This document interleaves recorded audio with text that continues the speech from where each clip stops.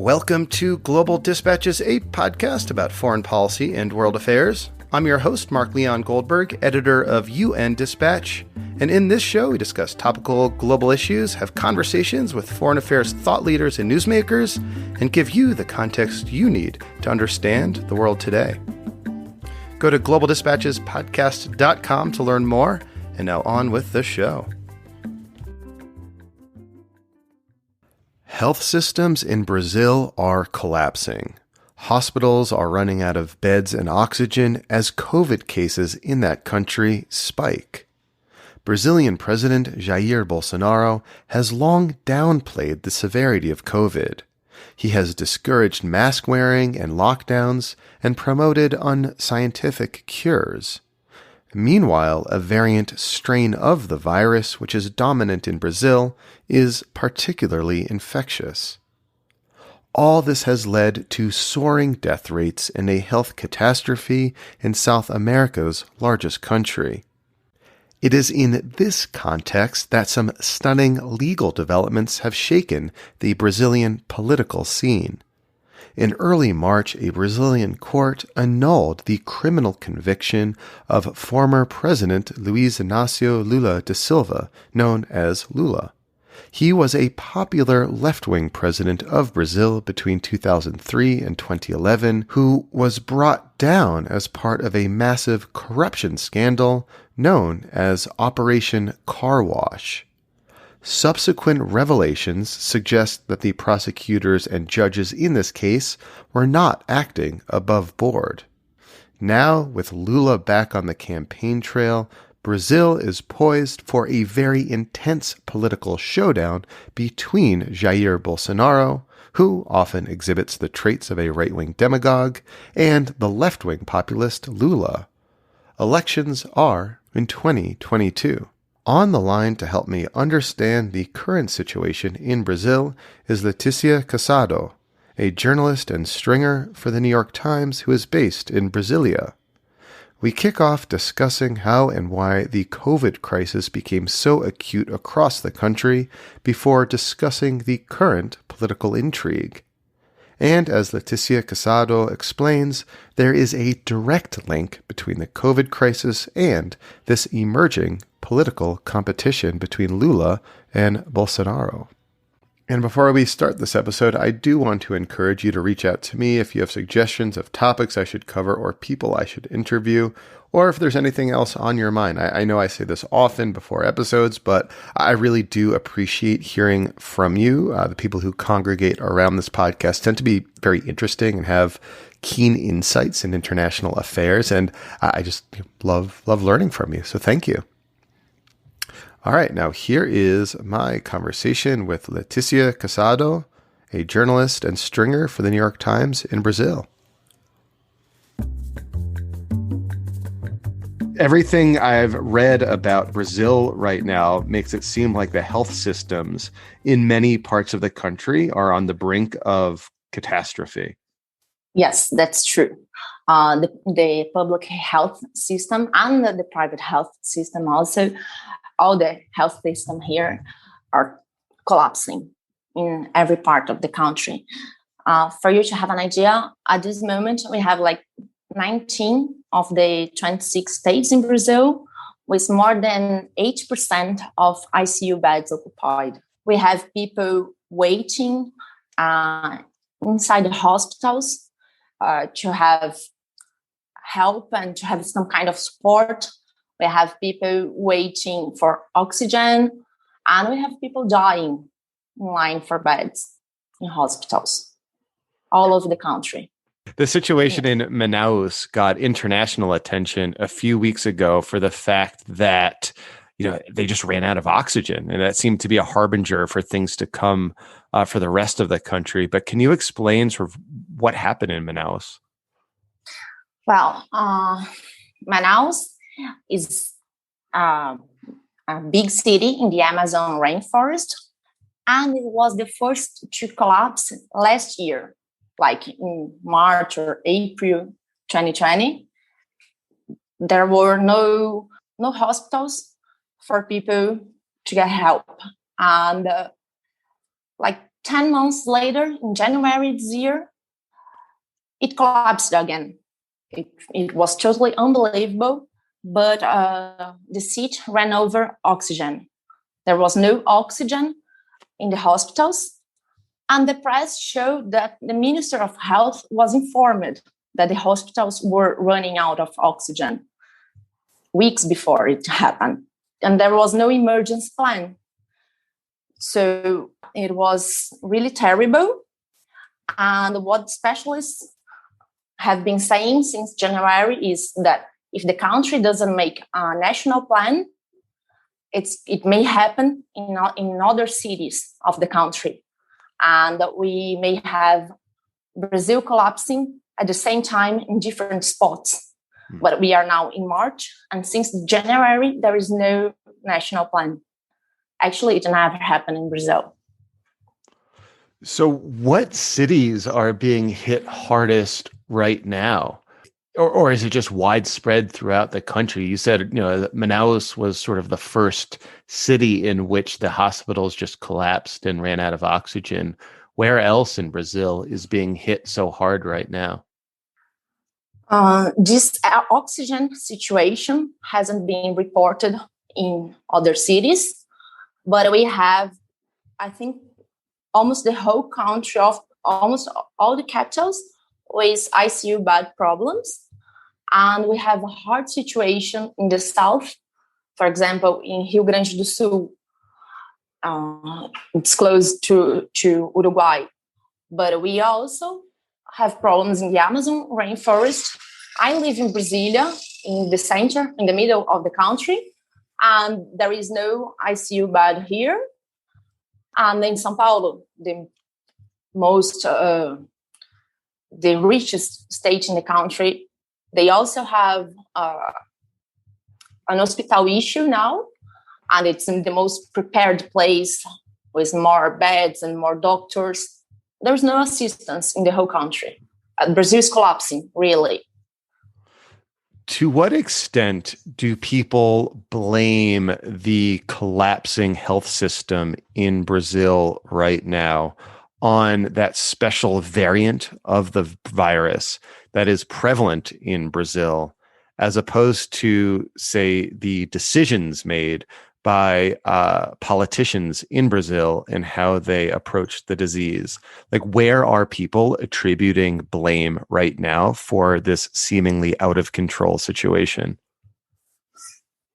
Well, that's a very interesting question, because I don't know. It's hard to explain what's going on here, because people are worried and are seeing friends and families going to the hospitals or trying to get a place in hospital.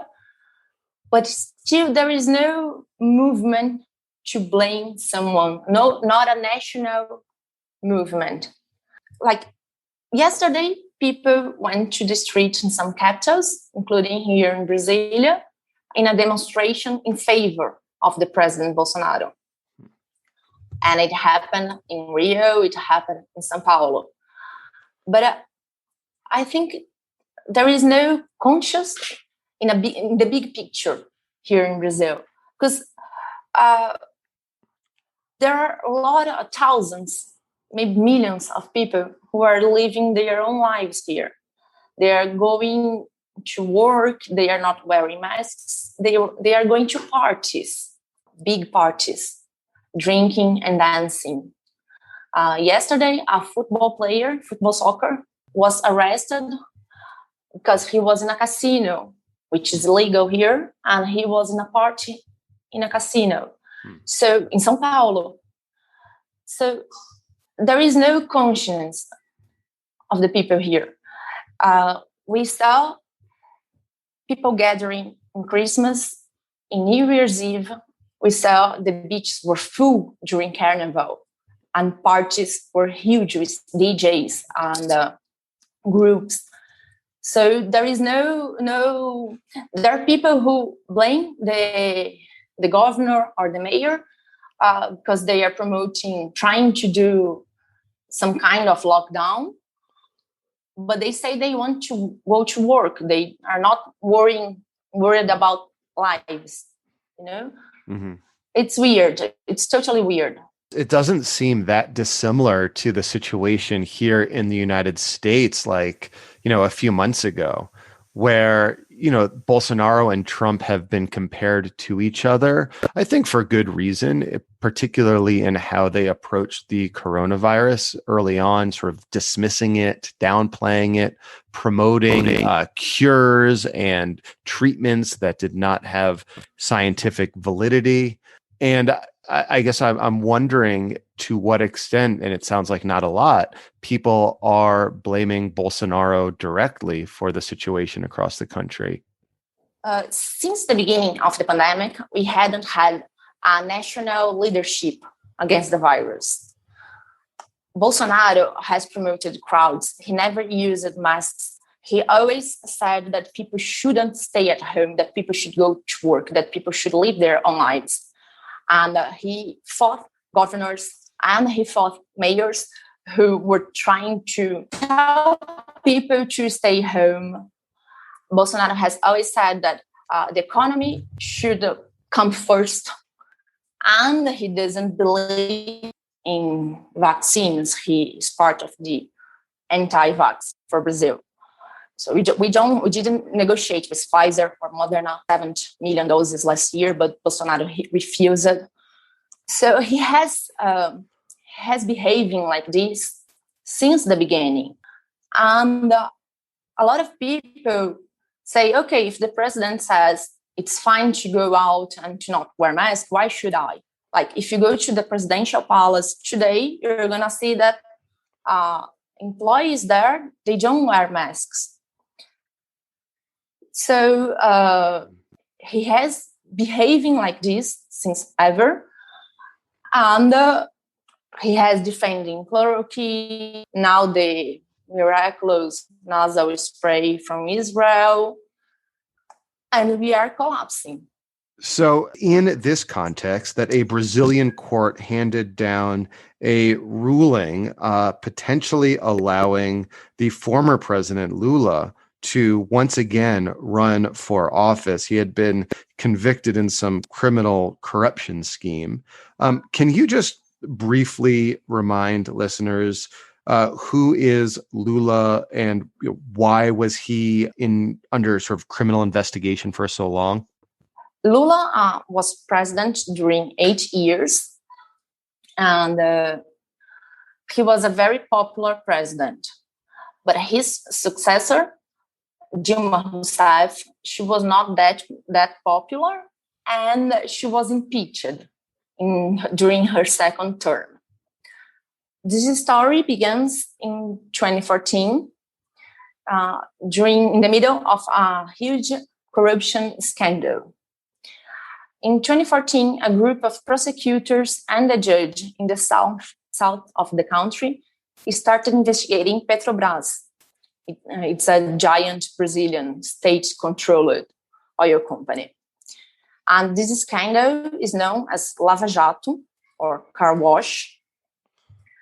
It became huge and turned out to be the most important thing in Brazil. So the prosecutors found connections between contractors, public officials, and politicians. And they suspected that Lula received bribes in this scheme. The scandal was so huge that people went to the streets in 2016 to protest against corruption. And President Dilma, who was Lula's successor, she was impeached, not because of the investigations, but amid all of the political situation here. In 2018, Lula was arrested after being convicted by that judge, Sergio Moro. He became very famous. And then another court said, okay, this conviction proceeds. Lula is convicted. So to sum up, they said that Lula received an apartment as a gift from a contractor. Lula always denied. And there were other accusations against him, but those convictions made Lula stay away from the election in 2018. He couldn't run against Bolsonaro. And Lula was the strongest political rival of Bolsonaro. And Bolsonaro won and started governing in 2019. When Bolsonaro won, he invited the judge, Sérgio Moro, to be the Minister of Justice. There was another factor in 2019. The Intercept obtained a series of messages between the judge and the prosecutors in Lula's case. And they published stories with information indicating that prosecutors and the judge had political motivations to go after Lula. And Sérgio Moro, the judge, has made several orientations to the prosecutors. And it cannot happen under the Brazilian law. And because the accusation was that Moro, who was the judge overseeing the case against Lula, was colluding with prosecutors against Lula. And subsequently, Moro became the top justice minister under the Bolsonaro government. So it's not a stretch to think, if you are a Lula supporter, that they were out to get him from the start. That's what Lula's attorneys are saying. They are saying, like, look at the facts. We had suspected earlier that Moro was working with the prosecutors. But now with the messages, we can see that they were talking a lot, that they were planning things together. So there is another process waiting to be judged at the Supreme Court that is related to this behavior of Sérgio Moro and the prosecutors. Mm-hmm. And Moro became minister of Bolsonaro, and less than a year and a half later, he fought with Bolsonaro and left the government. So when he left the government, he said that Bolsonaro was trying to protect his sons, because one of Bolsonaro's sons is investigated by corruption. So next year, during the elections, we'll have a very different situation that we had in 2018. Because in 2018, Bolsonaro was running against the Workers' Party after Lava Jato scandal, after Dilma's impeachment, after Lula's prison. And next year, he'll have to defend his own government. And what's going on in Brazil right now, the country is collapsing because of the COVID. We have high unemployment rate and inflation. We had the Amazon rainforest crisis in 2019. His son is being investigated for corruption and money laundering. And in this context, we can say that there are real chances that Lula beats Bolsonaro next year. Bolsonaro wants to be reelected, and Lula wants to run against him. And Lula is still very popular in Brazil. And he gave like a big speech, didn't he, recently? Sounded, at least the way I read about it, like almost a sort of mini political rally, or at least a preview of what his political messaging might look like in a race against Bolsonaro. Yes, his speech lasted like for an hour and a half, and he spoke a lot. He appeared in public in a controlled room for the speech, but he was wearing a mask, and he asked the doctor who was there if he could take the mask off, because he was 2 meters far from everybody else. The doctor said, yes, you can take your mask off. So, and he took it off and started speaking a lot about the process and about Bolsonaro. And he said some things that, like, don't believe the president when he says things like don't get vaccinated. So Lula made a position on that day during that speech. What happened hours later? Bolsonaro, for the first time during the pandemic, Bolsonaro and all his ministers appeared in public wearing masks. It was the first time in a year. So yes, Bolsonaro felt what's going on. He's feeling what's going on.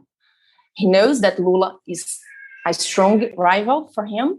And we can say that Bolsonaro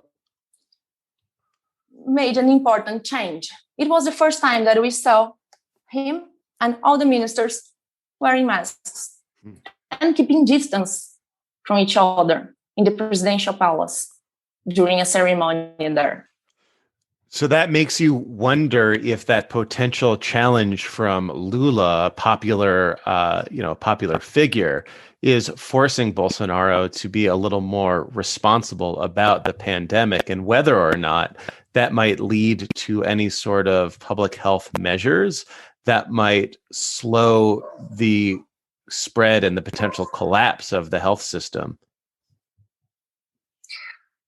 Yes, I think he's worried now, because now he has, since at this moment, he has an opponent, a strong opponent. And 5 days later of this speech, Bolsonaro started discussing the change of his Minister of Health. Yesterday, he started interviewing a doctor, and he started talking about changing the Minister of Health.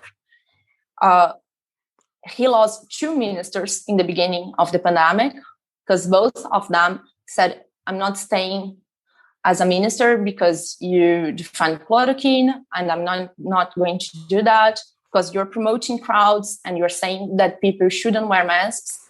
And I, as a doctor, believe that your position is wrong. So now we have our third Minister of Health, who is a general, a military, not a doctor. And he's about to lose his job. And when we analyze what happened over the past few days, we believe that it's all because Lula is starting to make movements. Well, we'll see. The elections are in 2022. What month are the elections scheduled for? October. So we have a year and a half. A year and a half. Well, I'll be following your reporting from now until then. Thank you so much for your time. Thank you, Mark. All right. Thank you all for listening. Thank you to Leticia. That was very helpful. And I also want to plug an article that had her byline on it that was published in the Times just like an hour before we spoke. That was a fascinating examination of how Brazil has sought COVID vaccines from China, just as the Brazilian government of Jair Bolsonaro, which was tenaciously anti-China, has suddenly opened up its 5G auction to Huawei. A really fascinating article that I will link to in the show notes of this episode. Thank you. All right, we'll see you next time. Thanks. Bye.